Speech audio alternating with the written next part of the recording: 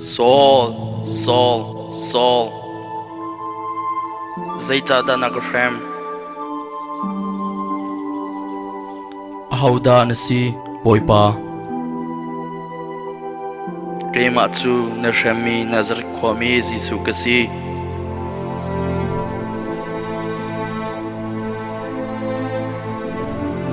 Zaida katua lai boipa Thaulo Damaska kuchunga velutwa khika a pathian ni na to ok a arwa mi vial te chu andak in chim lai.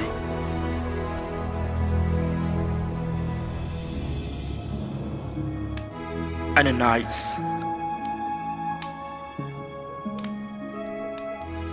hika ak boipa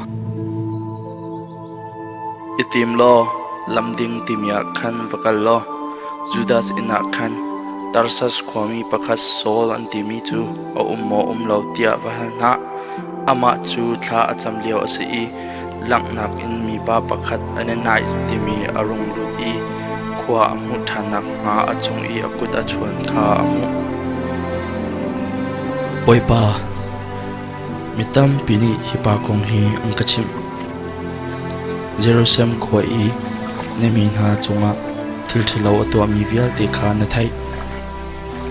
chun Damascus khoi aras zonga hin nemin an ko min ha pau kha tle yoka tlangboi pan ha sin a nol ngai na cha arung put phone vakal go zai chatia ama chu keima renton tu ding a gentle min ha le siang phrang ha le Israel min ha sin a kamin tar ok a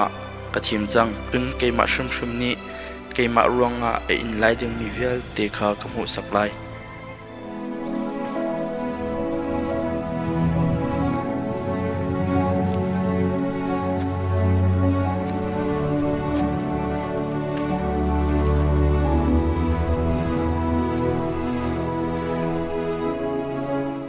Kanao Saul